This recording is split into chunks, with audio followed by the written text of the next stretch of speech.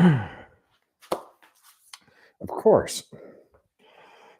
Hey everyone, welcome back to the shop. Welcome back to the camera will zoom in or out wherever the hell it wants to, right?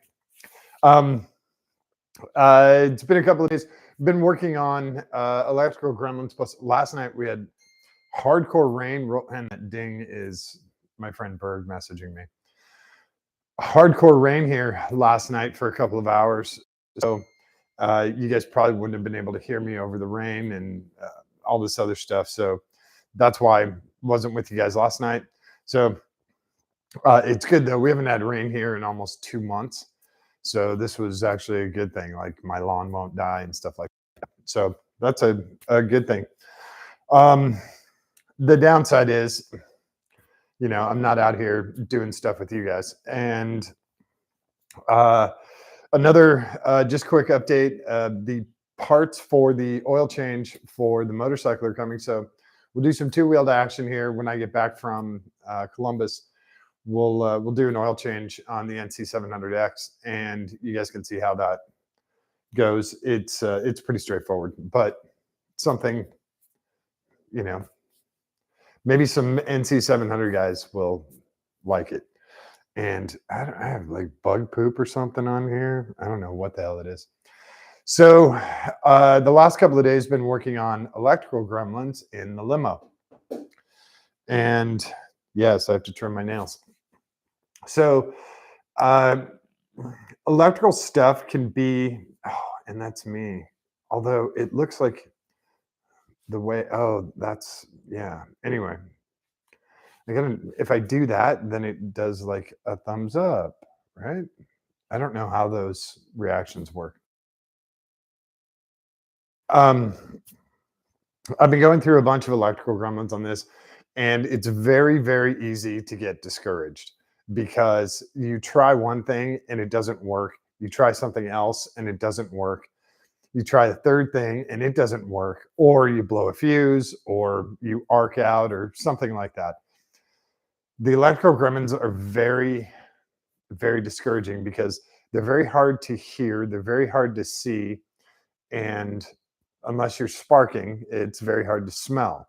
So when you have an issue with the carburetor, you can smell if it's getting gas or if it's not getting gas. You can see when you move the throttle if it's pumping fuel and things like that. With electrical, it's all sort of stealthy and hidden. And let's see who's here. Oh, hey, Liz. Um, so with electrical stuff, it can get very discouraging very quickly. The trick is to keep going until you get the result you want. And the other trick that I found is to simplify. So if you don't need a relay in the system, don't put one in. If you absolutely have to have a relay in there, then put the relay in. If don't need a resistor because of the LED bulbs, don't use one, or get LED bulbs with resistors built in. The simpler you make the electrical system, the more likely it's going to continue to work and the more likely you're going to have success with it. So keep electrical as simple as possible. Again, we're not doing a nuclear reactor. We're not trying to land on Mars. We're trying to build a 12-second limo that has a hot tub in the back. So I know this is just, it's insane to begin with. So I wanted to show you guys two different issues tonight. We'll keep it short and sweet. One of the issues I had, I believe, is a manufacturing issue because I've gone through a whole bunch of other testing and trying to narrow down the issue, narrow down the problem to one part or one wire or one connector or whatever it is. The other one, total phenomenon. And I have this saying that I can find the fail. It's my job to find the fail. I found something earlier today that I had to take it over to my neighbor and say, can you look at this to make sure I'm not hallucinating? And he said, you're not hallucinating. I was like, okay, thank you. I just needed to make sure that I'm not batshit crazy with all this. So, because sometimes you can get really worked up with it and get inside your own head, and then you start spinning around. And a lot of times I'll be sitting down or at the desk, and I'm thinking and I'm doing the wiring in my head. We start off at 12 volts, we go to switch, we come to the relay, it goes back to the fuse panel, it comes out of the fuse panel, and I do this in my head, or sometimes I'll sketch it out on a notebook. you can you can go completely overboard, but sometimes it does help to draw it out, and you're like, oh, there's my problem. I have two relays side by side, or whatever it is. You're like, oh, I got to cut that one out, bypass it, whatever. So um, you also have negative switch relays and positive switch relays and all this other stuff. So again, simplify it, make it super simple. And this goes for anything. If you're adding, you know, LED lights to your motorcycle, you don't have to run through all this other stuff and then come to the lights. You can basically do a switch to the battery. If you want to do it with keyed on and it only turns on with key, you can do stuff like that. But to get it to work and function properly, like, just keep it simple. And so I've been trying to keep it simple. I'm going to show you guys two different things. The first one is pretty bizarre, and unfortunately is not as rare as folks would think. The second one, you're not even going to believe. I couldn't believe it when I found it out this afternoon. I kind of sat I was in the cockpit tub there, and I was like, there's no way. And yeah. So first one I'm going to show you is the CTS, or the coolant temperature sensor for the 383. Now, in order for the Holley Sniper to work properly and tune it and actually just even have it start and run, the coolant temp sensor needs to be working properly. It needs to read the proper temperature. At cold, this is, for cold start, it puts in X amount of gas. At warm start, it puts in X amount of gas. It needs that information from the coolant temp sensor in order to mix gas, open throttle blades, etc. It's all computer controlled, and it needs the number out of that. Now, the coolant temp sensor is a very simple one. The GM's been using it for more than 50 years. It's a very simple part. There is nothing fancy about it. It works off of resistance, and it is very, very simple. There's a bunch of different parts available, levels of quality. So you have the super cheapo, the medium, and then, the OEM, the factory tested stuff. So what the blueprint came with was the medium quality one, and it's made by a company called Standard. I'll show you the box here.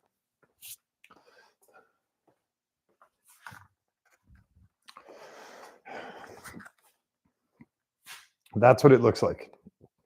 Coolant temp sensor. There's the box. I just have it stuffed in here. Part number TX3. That's the barcode for it. And this is the coolant temp sensor. And he threads into your manifold right here, and it gets the reading off of this little part at the bottom. And your plug goes in there. It's a simple 2-wire plug. You can kind of see it. Latches right here. It's very simple. Nothing outlandish about this at all. It's not Koenigsegg level stuff where he's completely redesigned it. And it works off of solar power and hydrogen, or whatever that guy does some crazy shit. All cool, but crazy. So let me grab a light. I'm going to bring you guys under the hood, and I'm going to show you where the CTS is. I just call it the CTS, coolant temp sensor. Grab a light, and we'll come under the hood. I'll bring you guys over here because it sucks looking from that far away. So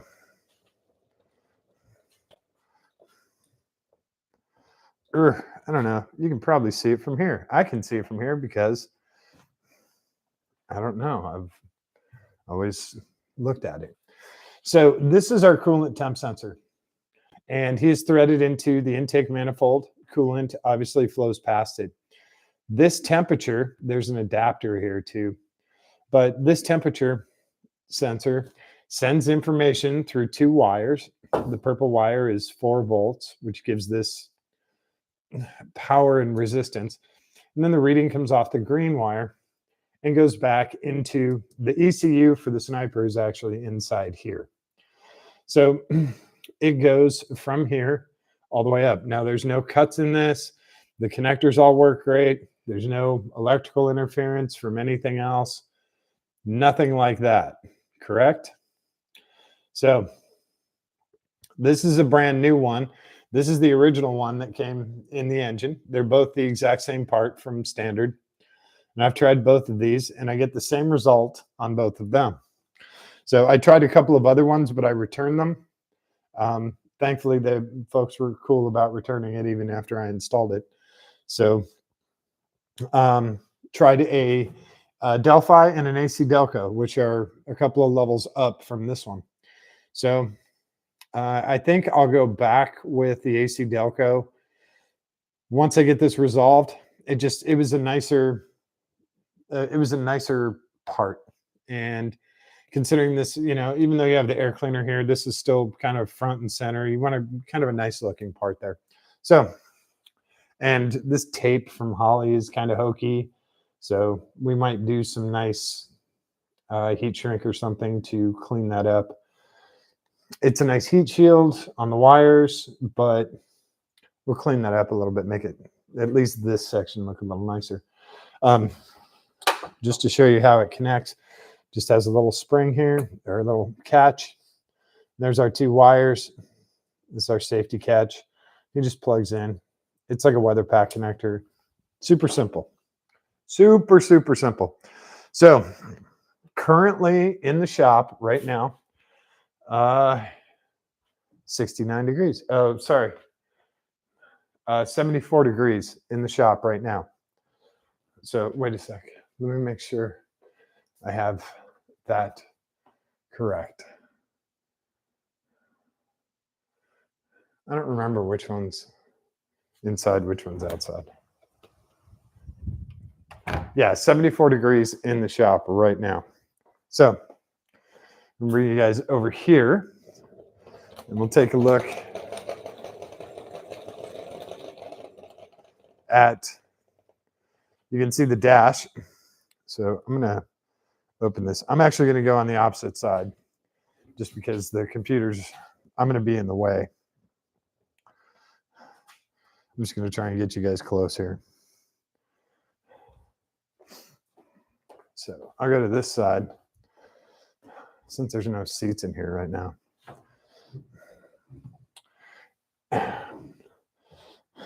And like I said, the floor could not be less flat. There's bumps and stuff all over the place. So here is our display unit.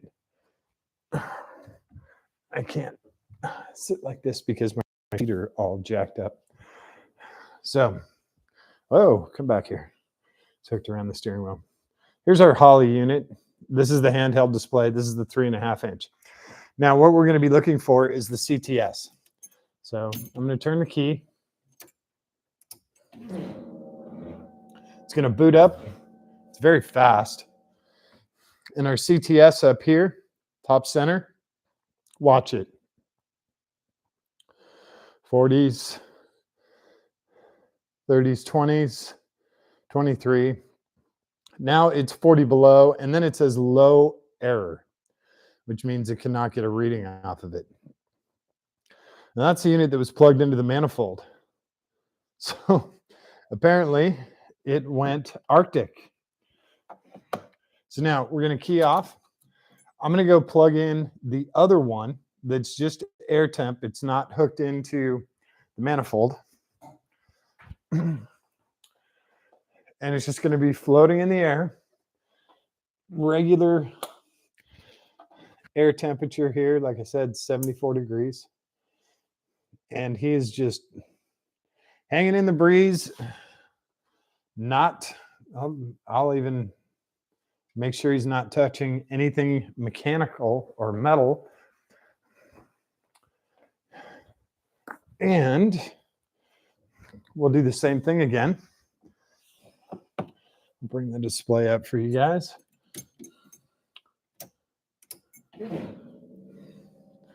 Like I said, he boots up pretty quick. 53, 54. And now he starts to bury. Yellow is the caution range. He's down in the 30s, 20s. Now red is in the danger range. Now we're in Ohio. Now he's below zero. We're in the Arctic. And yeah, all of a sudden we need one of the Arctic trucks. So that's the problem we're having with the Holly. Oh, still 40 below, 35 below now. So what happens is when you go to start the car, it thinks that it's 40 below outside, and it adjusts the air and fuel according to 40 below, whatever air and fuel it thinks needs 40 degrees below zero, which is not right. Not right at all. So let me come back out that side. Now, of course, it reeks of gas because it dumped a lot of fuel when I turn that key on, because it thinks it's, 40 or 50 degrees. So we have a major problem with some kind of wiring inside the sniper is not correct. Absolutely not correct. Everything else has been tested. We've gone through multiple sensors. So I'm going to unhook this guy and just plug the other guy back in. Now, if I need to run the car, I have to really ride the throttle. And yeah, it is not fun driving the car when the CTS, it barely idles because it doesn't know how much air and fuel to send, because it doesn't know how hot the engine is. So I'll go back in the box. We can close the hood. So that's one that's going to have to go to Holly. And I don't want to do that because those folks are actually very nice. They're very knowledgeable. They're super, super cool people. And I don't want to bug them with simple stuff like this. This should be a replace the part and it works perfect. But unfortunately, I believe it's their stuff that is grounding out or shorting out and causing the reading, because I've gone through so many other parts from different manufacturers and they all get the same result. So I'm going to talk to Holly tomorrow. If necessary, this will come off and get shipped to them while I'm in Ohio. Hopefully they can get it taken care of. Fortunately, I do have a spare sniper that is in Ohio. I'll ship it down, and that way at least I can move this thing around while they repair that one.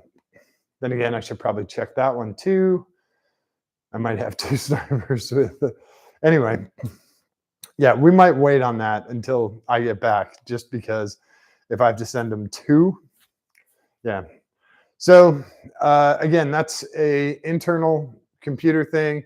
The software and firmware has been updated on both the throttle body and on the handheld unit. So it's not a firmware issue. It's not a software issue. It's not a electrical interference issue, which I understand there is a lot of that. And you can get that. You can get misreadings when you have when you're dealing with ohmage and you have 600 volts crossing over it. You can get definitely interference. The everything else has been checked and tested. All the wires, all the voltage, everything else comes out 100%, except what's behind that panel. And I'm not taking that apart. That is up to Holly. And it's a downside because there's a bunch of people, they've sold thousands of these units, and there's a bunch of people that have had this same issue. Some have gotten lucky with replacing just the temp sensor, and it's okay. But those are few and far between. I think more people have problems with failed ECUs than they do with just replacing the temp sensor. Now, temp sensors do go bad. I mean, it's, $12 part. And, the most expensive one I bought was, I think, the AC Delco, and I think it was like $26. So they're not a huge investment, but they do go bad. They do wear out, but they should last more than, this engine's only a year and a half old. They should last a lot longer than that. So um, we're gonna try. We're gonna try and talk to Holly and see what we can do with that, and I will update you guys on that one. Now, for the second part, this is so insane, you guys. Even my neighbor looked at me like I was just absolutely batshit crazy when I told him that this happened. Other people had other ideas that they were throwing out there, and they're like, "Oh, it could be the connector. It could be the fuse terminals, the tabs on the fuse. It could be, the connectors in there. It could be the wiring in the back of the fuse panel. Also, and it's not any of that, and it's so weird. So with the alternator shutting off, I'm still chasing that gremlin around. With the alternator backfeeding, I'm rewiring the Holly and the PDC in the back. All of the switched power is now on a different circuit. So, and it goes right to the OEM fuse box. There's several connectors there that you can use for accessories. And they're labeled ING for ignition, which means when you turn to the run position, it has power.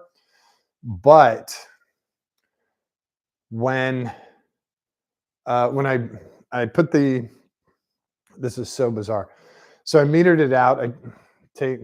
I'll show you guys a digital multimeter. Multimeter in there, ground. I measure each of the three, and key off, I have like 0.6 volts. Key on, I have 13 volts. Key on, 13, key on, 13. So I have voltage. I go to plug in the new bus bar for switch that has Holly and PDC and fans and everything else connected to it. And I go to switch it, nothing. There's no power. I'm like, I just measured 12 volts out of that terminal. What the hell is wrong? So now I have to check the fuse with, that is connected. I noticed that when I was pulling the fuse out, that was the fuse that was connected to the two terminals that I was using, ignition terminals. So I pull the fuse out and I'm like, oh, okay. I look at it. It's a see-through fuse. It looks just fine. I'll show it to you guys and you can go, yeah, that looks just fine. I put it on the multimeter, continuity test it. It looks just fine. I'm like, okay, well, it's obviously not the fuse. I put the fuse back in. It doesn't work. I pull the fuse back out. I grab a new 20 amp ATC fuse. ATC is the size. And I put in a new 20 amp ATC fuse from my stash, and it works perfect. But this fuse that I pulled out still checks out. I'll show you guys the fuse. And I have no explanation for this. So I did everything. I just kind of left it out here just because it was so weird. So, and don't worry about the gas gauge and the other stuff. So we have our digital multimeter. This is nothing special. This is, Centec. I don't know. I think it's from Amazon. I miss my old Fluke. I really do. So this is an ATC fuse. And they have ATCs and ATC minis. And you can see this is a 20 amp. And you can also tell it's old school. The type size and stuff tells you that it's old school. So this is probably an original or a few decades old. So, yeah. If you look at the fuse, it's a little hard to see, but the fuse actually is okay. It's hard to show you guys on camera. Let me see.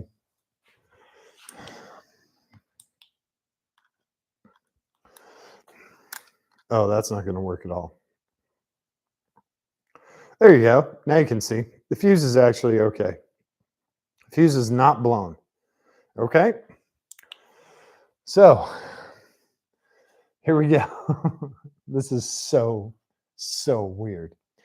So negative, and it doesn't really matter because we're just doing continuity. So just to prove that I'm just doing continuity, I'm going to take this, my positive lead. We hear the beep. We know we're on continuity, right? So I'm going to hook up the two leads, one to one side, one to the other. There's no wire tricks here. You can see the one side of the wire. And that fuse checks out. So if I come up here to the top terminals, checks out, checks out.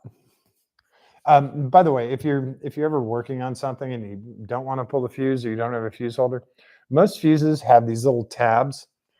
I'll bring the pointer up here. They have these little tabs at the top that you can poke a digital multimeter in. See if my thing, it is long enough, it just doesn't want to come over here. So you can poke. What in the hell? God, I love a mic. I'm trying to get you guys, show you guys this. It does have little tabs up here that you can test with. You can test voltage, you can test continuity, stuff like that. That's before you pull it out. When it's mounted in the fuse box or fuse panel. So, and just for grins, there you go, we're still on continuity. We haven't done anything weird with this, but I'll put it in. I have no clue how that works. If I put this in place with that 20 amp fuse, if you want me to, I'll show you guys. If I put it in place with that, we will not have power I won't have power at the Holly. I won't have power at the PDC. I won't have power anywhere that thing gives power to. So weird. So I have no clue how that works. I have to turn this off, otherwise the Holly will suck the battery dry. I don't know why this keeps falling down. Okay, there we go. It's because that camera's tilted down really far. So this really bizarre little fuse works and doesn't work, which is, it's just so weird. There's no damage on the fuse. It's a little bit sun-dried and there's some dust, but there's no water damage. There's no melting. There's nothing else on there that would suggest that that fuse is bad in any way. But as soon as you plug it in, there's no power. So, oh my God. When you find stuff like this, it drives you nuts because is my wiring that bad? My terminal connections and my soldering that bad? You start to self-doubt. Did I use a piece of wire that had a part of the shielding was nicked and it's shorting out? You run through all this stuff in your head and you have that self-doubt and you're like, no, it's routed correct. There's no shorts. We have voltage going in the right direction. We're not doubling up, making stuff 24 volts. What the hell is going on? Replace the one fuse and it works perfect. And this is, like an hour of testing. And for me, getting in and out of that car and crawling underneath the dash is an endeavor. Whenever I do that, I try and plan out, what tools I'm taking with me, how many lights, how many other parts do I need, that sort of thing. And then I'll spend a half an hour on that crazy ass floor. The floor is like this, and then there's a couple of studs that stick through. So you get, poked in the ass cheek, and you're trying to roll over to look at stuff. The wiring, there's a horror show. So you have to hold, it's like opening a curtain, and it's just this curtain of wires, and you have to open that up in order to look at the fuse panel. They really tore this car up when they did the original build. They just did not give a shit. They really didn't. Very, very low shit factor. Very low give a shit factor. High shit factor. Very low give a shit factor. So um, competing with all that is very difficult because I don't know who they were. I don't know what they did. I have to find all this stuff out on my own. That's really difficult. But we're slowly getting there. This is a big step because now I have true switched ignition. We're not coming off of, headlight relay. I don't even remember what we were originally coming off of. It was something out of that same fuse panel, but I don't remember what it was. I would have to trace that wire back and look. And so now I was on a Corvette page forum somewhere, and they had the layout for this fuse panel. And there's, of course, GM had 50 different fuse panels in the 80s. So finding the correct one and finding the 12-volt out, what's switched, what's full-time.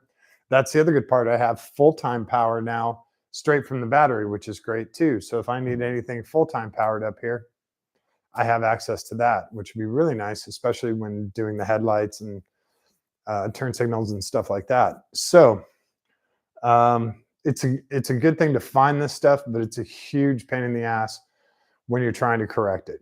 So definitely don't get discouraged. Keep trying stuff.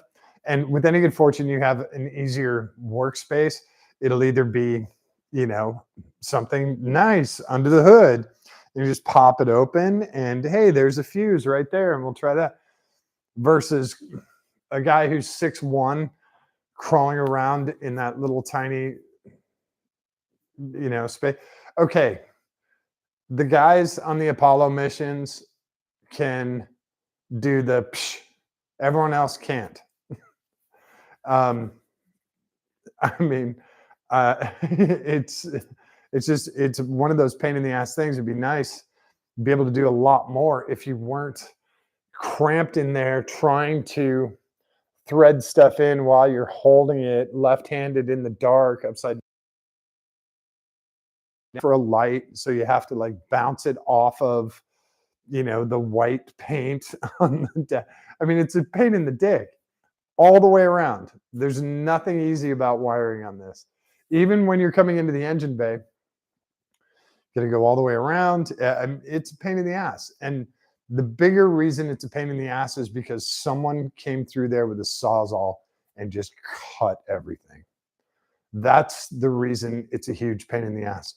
If this was wired up still like a Cadillac Limo was, be way, way, way easier. But when those guys came through here and just started cutting, that's where the problems arose.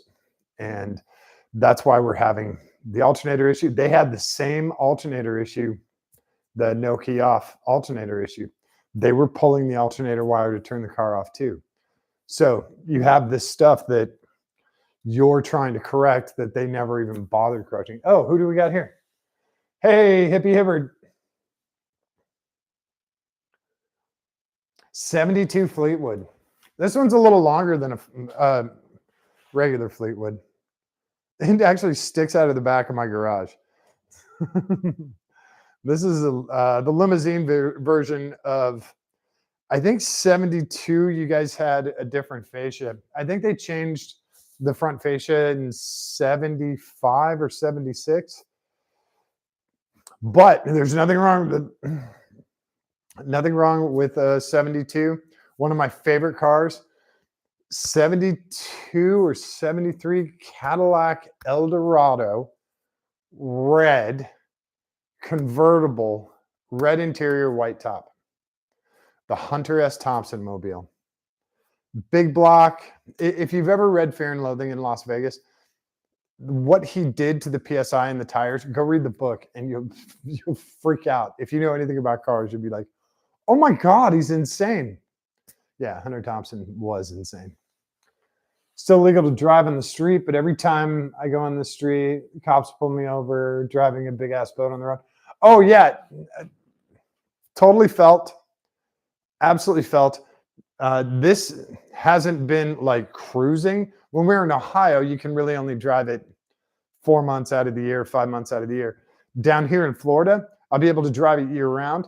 I expect to be pulled over probably every, I would say, fourth time it goes out, just because of the water in the back and because of what's going to happen with the headlights up front. And because it's on air, it'll be lower and it'll also be very loud. So I plan on getting pulled over a lot. I'm just going to keep, you know, like Velcro the license and registration and insurance right there. And there you go. By the way, there's a very funny clip out there. I don't know who did it. I think I saw it. I saw it on social media somewhere, but it is a guy. It's a black guy, and he said these are the best ways to show to give police your ID and registration.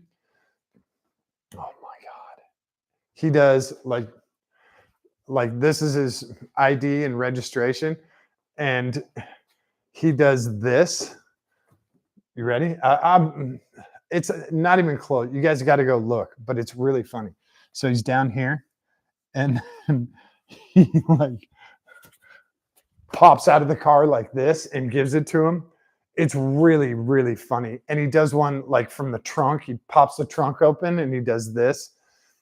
And what was the other one? Oh, he comes from the far side of the car, and he's like, and it's his wallet and registration and license. But the way he does it is really funny. And I was like, man, you can do that, but you can only do that once. I mean, law enforcement's pretty good, but damn, man, you pull that, they're going to, you're going to raise some heart rates. You might get tased. You might actually get tased for that one. But the body cam would be worth it, right? It's a very funny video. I don't know how to look it up, how to show cops your driver's license, whatever. If you guys can, go look it up. But yeah, I do plan on getting pulled over in this a whole bunch. It's fine. I have everything legal. There's insurance on the car. The plates are legal. It's has all of the legal necessities for a 1980 vehicle. There's no airbags. Those were not required. Also, very limited highway use in this car. So we're probably going to be cruising 35, 40 most of the time. I don't think airbags kick on until after 35. So that's cool. Regular just lap belts. Although shoulder belts are a requirement, I don't know what the rule is with shoulder belts and convertibles. So I'll have to look at that. Oh, you got the car when you were a teenager? That's cool. In 86. Okay. So you are older than 30. So you know how often you're going to get pulled over in that car. When people are 20, they have no clue how often they're going to get pulled over in a vehicle. When they're over 30 and your insurance goes down, you know exactly what it takes to get pulled over. You also learn you drive as fast as you can afford. That's my theory. I only drive as fast as I can afford, and unless I'm on the track, and that means being willing to risk it all. That's a whole other story. So, but on the streets and stuff, you only drive as fast as you can afford. But having a gigantic boat like that in high school and college, that was awesome, man. If you're in a warm climate, that would have been great. God. See, I had what was it? My option was a second gen Subaru GL wagon or a 1978 Ford. What was the gigantic one? LTD sedan, green, like gnarly forest green, with the shitty white Landau top. And I could get the LTD for half the price of the Subaru GL. And I decided on the GL. And then I killed that GL. I bought a second GL, killed it too. 89 Cadillac. 89, they started to go smaller though. Yeah. 89, you had, well, I don't know. In 89, they were still pretty damn big. They were still pretty damn big in 89. So anything 70s, 80s, those are all huge cars. When did the Cimarron come out? Okay, that doesn't really count. That's not really a Cadillac. When did the Catera come out? Okay, that doesn't really count. That's not really count. Yeah, when you have a gigantic car like that, especially in high school and college, road trips are huge because you have the big, huge vehicle that can carry all the gear, all the people, all the kegs. All the necessities. You have that vehicle where other people have, you know, uh, a VW Beetle or a smaller car, a little Ford Escort GT or something. Yes, that's me ripping on my brother. But they have the smaller car, so everyone calls you because they want to pile into your car, or they want to throw all the soda in your trunk, all that stuff. That's why they're awesome cars.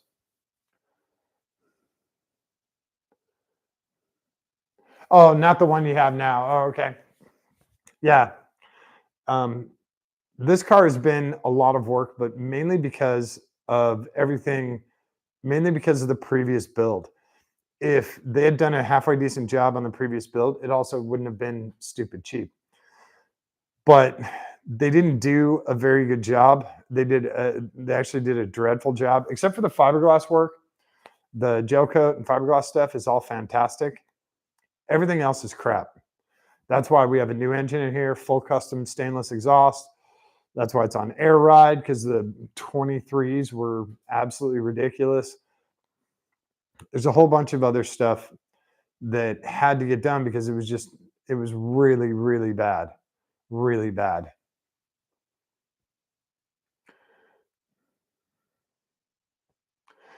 Buddy's party flop. That sounds like, was it Ricky's car or Julian's car in Trailer Park Boys? I forgot who owned it. I think it was Ricky's car. Missing the door. No, maybe that was it Julian's and he sold it to Ricky? I can't remember. It's been a while since I've seen Trailer Park Boys. Yeah, not everything is a 1320 car. Not everything is a hardcore off-road vehicle. Not everything is a road course car. You got to have variety in there because otherwise you can burn out pretty easy. If you just have race cars and then your daily is a GT2 RS or you know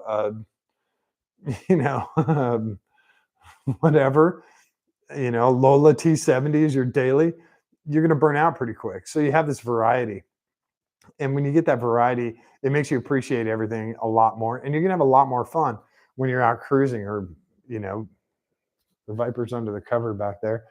But going out in the Viper and ripping it is, that's fun too. And then hop in the Miata and go to the beach. You got to have that variety in your life. And I tell people, don't be fans of a certain car or a certain brand or whatever, but don't put blinders on because there's a lot of good stuff out there aside from the stuff that you love. I mean, I had no plans on buying a 26-foot limo with a hot tub in the back. Zero plans. Not my idea. That is Scott Kilbundy and Lance White 100%. I'm going to give Scott 40%. I'm going to give Lance 60%. Actually, I should split it up. Scott gets 20, Lance gets 30, I get 50. Because I agreed to do it, damn it. Oh, Seth's old car. Yeah. Um, so don't be, don't be stuck with something, but also don't buy something that was used in a music video to roll 20 feet down the street. That's not a good idea. Or spend way more time underneath the dash and understand what the hell you're getting into. So, um, with electrical stuff, when you guys were talking about the 70s and 80s, electrical in the 70s was a lot simpler. Um, and electrical in the 80s started to get a little bit more complicated. In the 90s, we started to get in late 90s, we got into OBD2, and early 80s, we got into OBD1. Um, yeah, you get more complicated with electrical. You need more help from computers. So it's kind of a trade off. Hopefully, you get the reliability, but you also have more gremlins to chase down. It's that's part of the deal. That's the trade off. So, um, with a car like this, I'm trying to keep this as simple as possible, as few fuses as possible, as few relays as possible, and I just need it to do the stuff legal and the hot tub. That's really all. I don't have a dash, so I don't have any warning lights. I don't have a dimmer for all of the instrument panel bulbs. The turn signals do work, and that's fine. That's a simple flasher relay, and but I don't have, I don't have all of the electronics that you normally have in the vehicle. They've all been cut out, or the wires have been cut out. That makes it, you know, that makes it really hard. I'm going to keep this simple. I'm only going to add stuff as I need it. So my Cadillac is parked in the garage. Only take it out to car shows. That's cool. Yeah, something like that. If it's that pristine, like this thing is not pristine. It obviously needs paint, and there's a bunch of fiberglass and Joko touch up that needs to get done. And I still have to finish the headlights. But speaking of electrical, and I haven't shown you guys this because I don't have the parts yet and I haven't put it together. Wait until you see the turn signals. It's going to look like this, but they're going to be turn signals. It's so cool. I accidentally figured it out the other night. It's so cool. So cool. At least I think it could totally bomb out, but I think it's going to be pretty damn cool. So we'll have turn signals, we'll have headlights, and that way we can run the car at night and go to the car shows and stuff. Currently, the car can drive during the day, no problem, but you better be back before dark because there's no lights on this. None. Like there's no dash lights. I have the sniper display, but that's not much. And you know, out here where I'm at by the Gulf, there's no lighting stops. There's no like city lights or street lights or anything. So you know, you come out here, it's dark. It's like British humor dark. So yeah, I wanted to get those two electrical gremlins out to you guys and show you that they can come from anywhere. They can come from really shoddy build quality.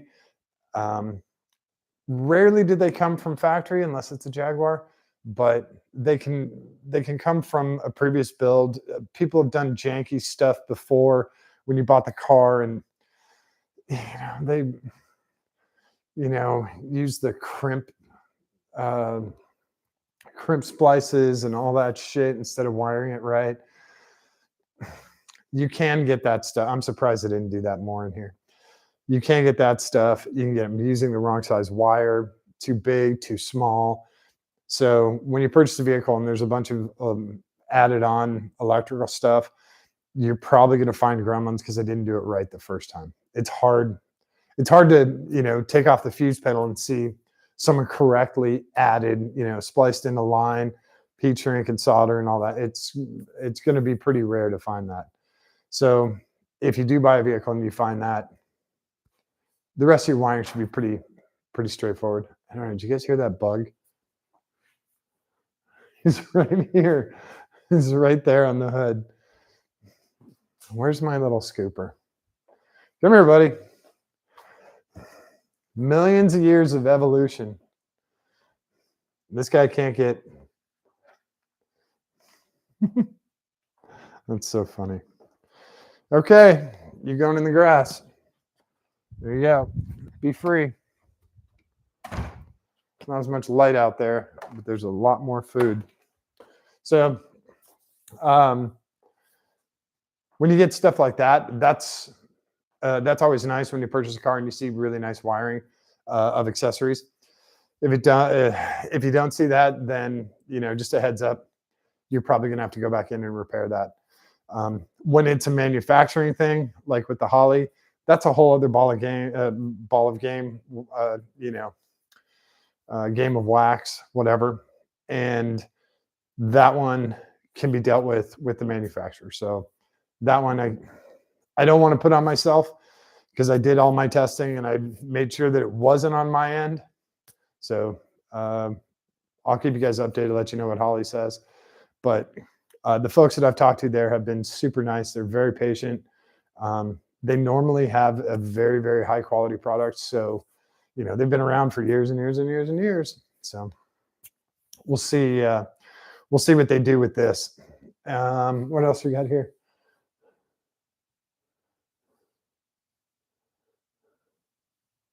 Yeah. Yeah. I completely agree. Yeah, hippie. I'm in total agreement with that. If you're gonna do it, it's gonna take you slightly longer to do it correctly. It's not gonna take you 3 times as long unless you're correcting huge amounts of wiring damage. If you're undoing someone's stuff and doing it the correct way, it will absolutely pay dividends in the long run. I promise. I promise. And not only that, but you also have the peace of mind. You can sleep at night knowing that you did it correctly. You did it the right way. That it's going to power up or power off or move the license plate up and down. You know that it's going to do that every single time.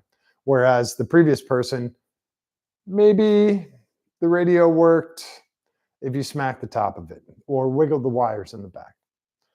You don't need that shit. Do it right the first time. Power on the radio, turns on, speakers all work. Yeah.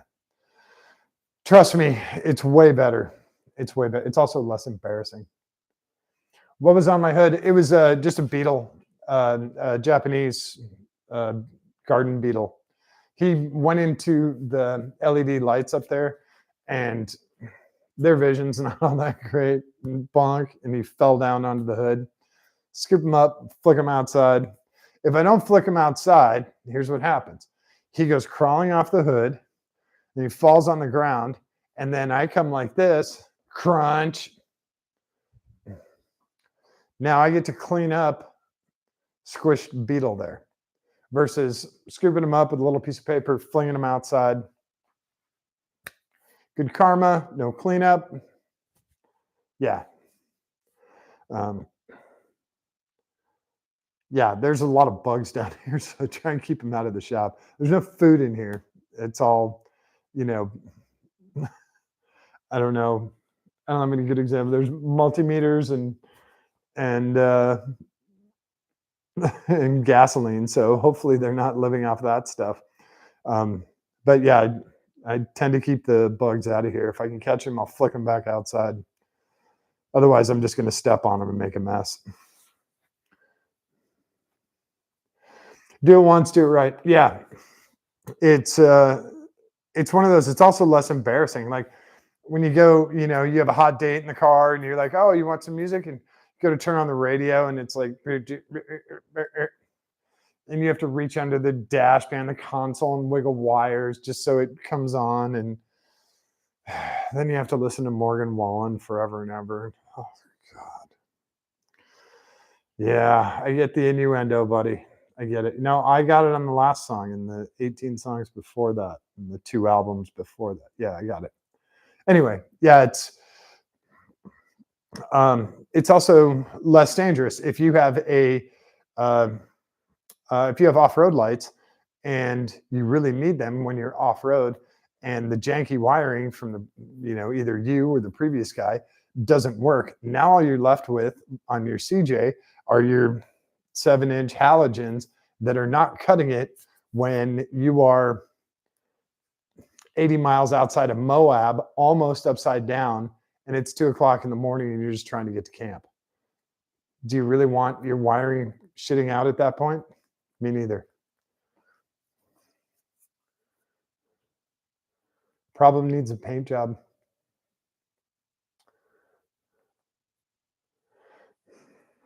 Yeah. Just if you do it right, then you stop worrying about it.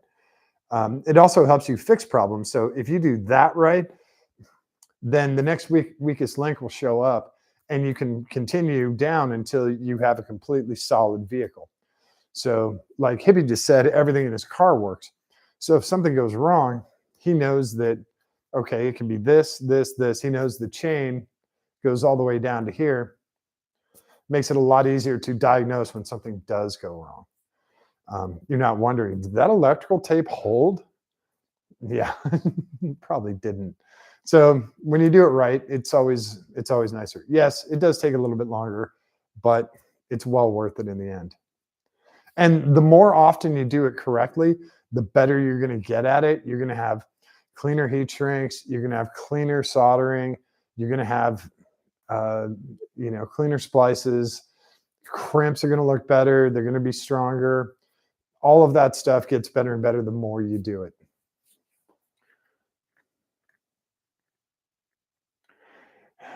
Problem needs paint and tires. I still have to get this painted. It just has, this is just like Krylon. Well, it's actually bare gloss white. Just did touch up. I took all the crappy graphics off. You can sort of see them at the back here. You can kind of see where some of the graphics were. And they're mostly gone on the door, but you can sort of see it here. I can still see the tape mark right here. Those drove me nuts. I came out at like 1 o'clock in the morning with a flap wheel and just sanded them all down and just spray painted them white, just so I had a white car instead of the crappy graphics. So yeah, this car will go. We're going to do a, what year was it? I want to say it's 96 or 98 Cadillac Diamond Pearl White. It's the one with the super flake in it. It's got a ton of flake in it. So that was the most flake that Cadillac put in a white paint. So we'll do 2 coats of that and 3 coats of clear, and we'll call this car done. That's all. Nothing super special about the paint. But like the body stuff has to obviously get touched up. There's some spots here, like on the fender and on the gel coat. There's little things that need touched up, but nothing huge. Yeah, it'll look really nice in the light. You have a car so long, you know what's wrong with it. Yes, you can also get that uh, the butt diagnosis. I know they have butt dynos. Those are very commonplace. Everyone has one of those.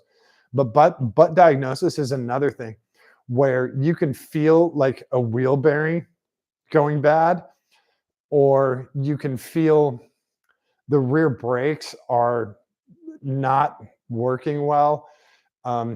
You can feel stuff that's wrong with the car, like when you hit the turn signal and it doesn't feel right when it clicks in place. You know that the auto cancel is going to break, or it has broken something. You can feel that. So yeah, you get tired of messing with it. I will never get tired of it. I love taking stuff apart. I love putting it back together.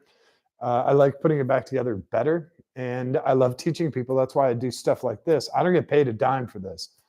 I make no money from YouTube, not a single dime. I do this because I love teaching and I love showing you guys with any good fortune, the correct way to do it. Sometimes I get corrected by you folks, which is great. Or even better, I get alternate suggestions from other people. They're like, hey, that works, but have you tried XYZ? And I'm like, no, I haven't. That's a great idea. Let me try that on the next one. So that's always cool to get more information and have more options on doing whatever the hell I'm doing. So I'll always be inquisitive and I'll always love working on cars. I won't, and I love driving them. That's the other thing. Once they do get built, I'll drive the shit out of it. I love doing that. What else we got? Gearhead life every day. Yeah. Yeah, hippie, hang on to your Cadillac, man. Absolutely cruise it. Is it a convertible? If it's convertible, you got to top down it. You got to go topless. Got to go topless. That's a, a drop top Cadillac is very close to a Miata, uh, an A and B Miata. When you have the top down, you're going to have fun in that car. An A and B Miata, 70s, 80s Cadillac. What else is a good top down car?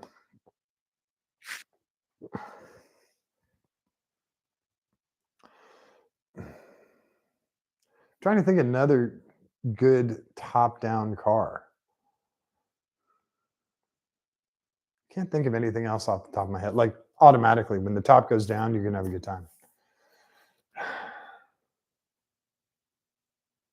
I can't think of anything off the top of my head.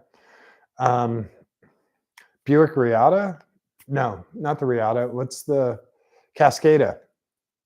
You guys can look that one up later. I like those cars. I don't care what anyone says. I know it's an Opel. No, it has a little turbocharged force on. I don't care. I think they look great. Change the wheels on it. White with tan interior. I think they look great. People can. I get hammered for liking those cars all the time.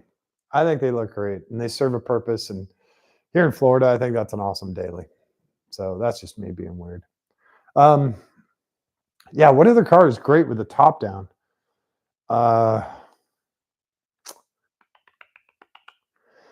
can't think of any right now off the top of my head.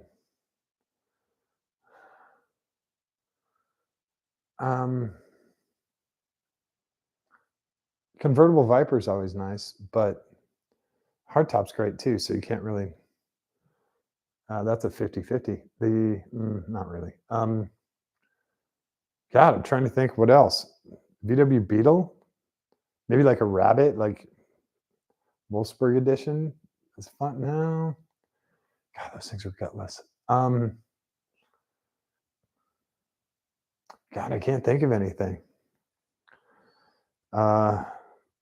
Maybe like a late 70s, early 80s Porsche Targa, but that's not really a convertible.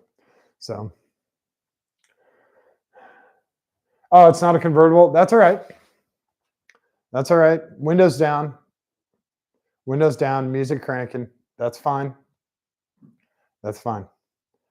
Yeah. Yeah. And the others, I'm hippie. I'm sure you've read Fear and Loathing in Las Vegas. That was for a lot of us. It was required reading in school. I'm sure it's been banned by now.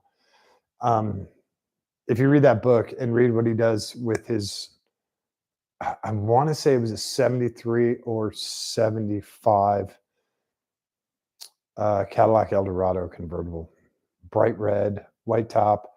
I think it had red interior. Might have had a white interior. I can't remember. Oh my God. Wow. Yeah, it just reminded me of that book.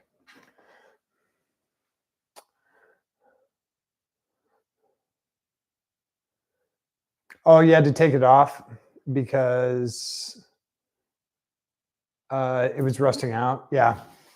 Yeah, on a lot of the 60s, 70s cars, a lot of the mechanisms for the convertible tops were not rust protected.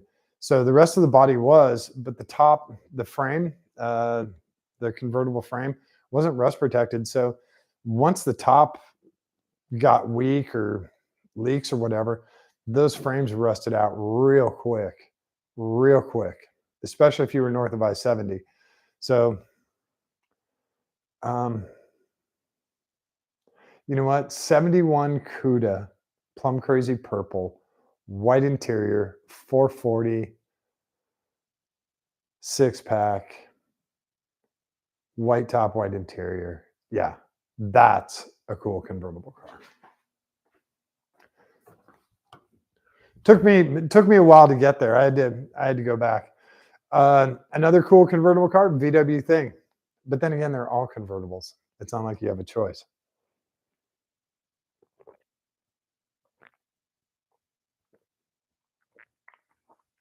Ah, okay. Good list. Moonroof on the Accord. Okay. I go with that. I have a big sunroof in the truck. Uh, it's actually nice on road trips. It's very nice. Um, no sunroof in that. The Miata is a convertible. What else do I have? Oh, my Jeep actually has my Cherokee has a huge sunroof in it. It's like a big two-piecer that opens. It's huge. I think it's two pieces. I can't remember. But again, when you get into mechanical versus electrical tops, again, you're running into more electrical issues. So mechanical tops, like what's on the NA, NB Miatas, and then like the Porsche with the Targa top, you know, there are a couple of buckles or a couple of latches and it comes off. I don't remember if the CUDA was a power top. VW thing was definitely not a power top. Oh, you know what has a cool? I hate to say it, Cadillac XLR. The way the top folds, it's like origami. How the top folds on the XLR. I think I like the mechanics more than I like the car as a convertible, but I like how they did that roof. Even the guys at like Ferrari and Lambo were like, "Damn, man, that's pretty damn cool."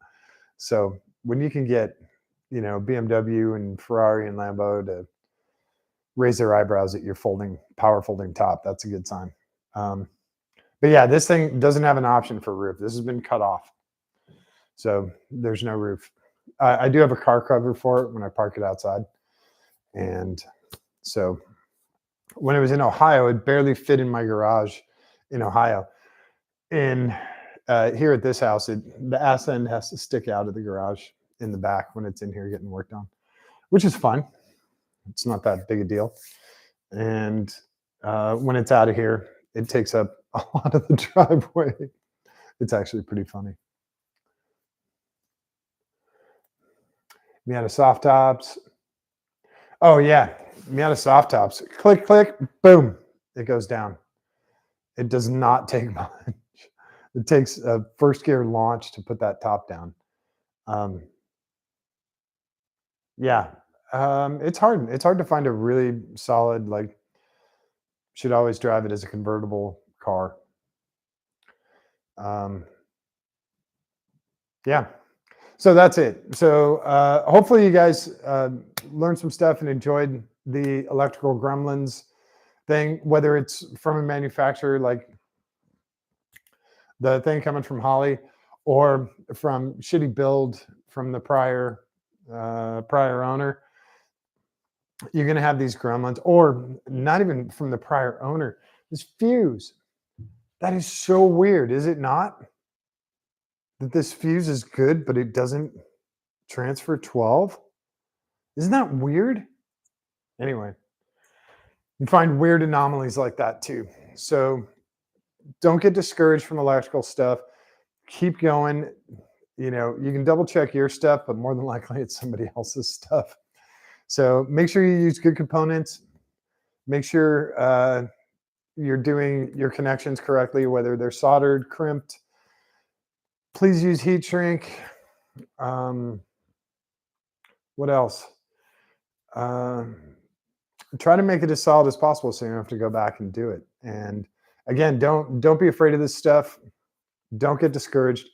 We're working with 12 volts. Most of the time, there's a fuse in the way, like that 20 amp. And so don't freak out if you get a spark or whatever. Just keep trying. Make sure you're going in the right direction, and keep going at it. That's the big trick. What else we got here? 17 vehicles. That's pretty cool.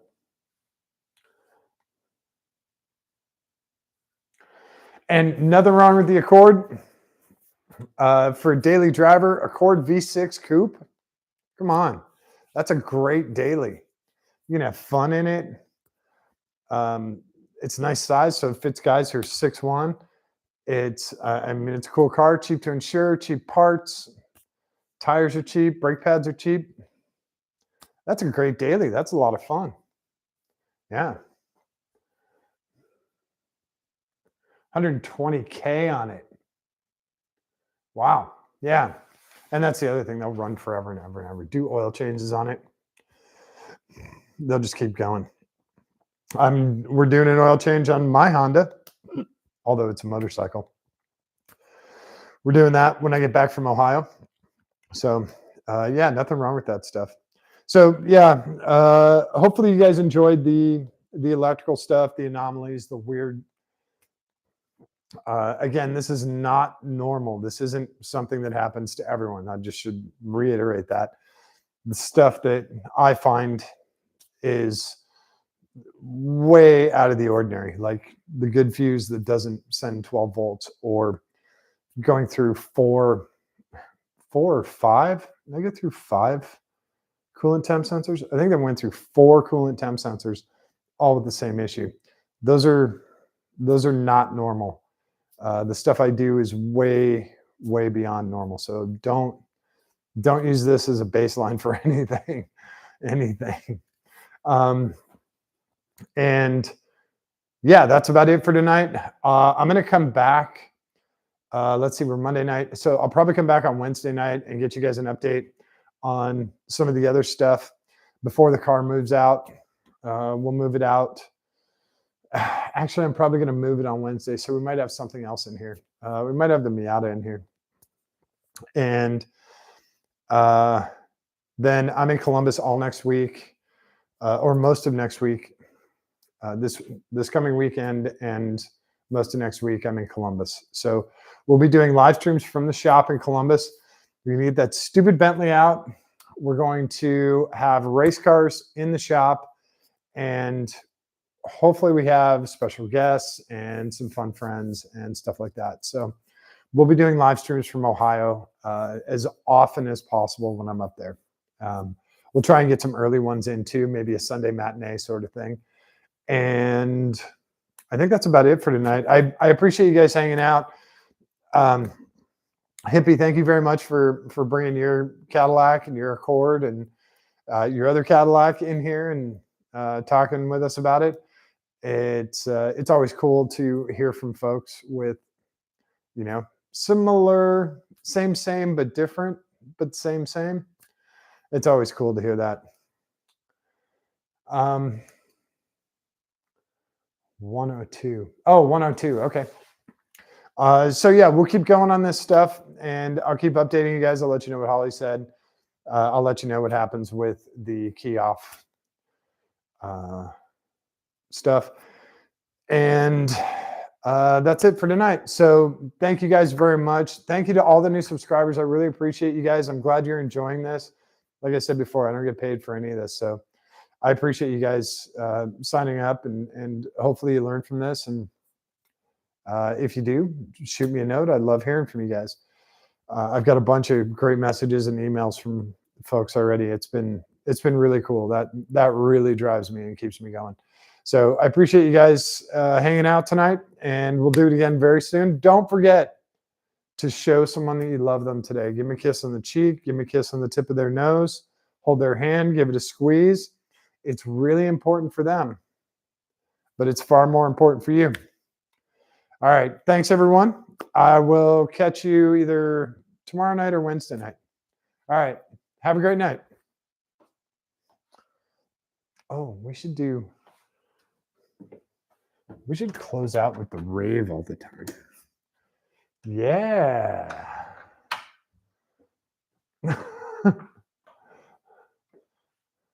Oh, that looks so cool.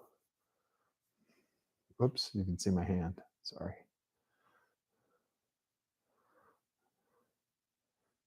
Oh, that's so cool.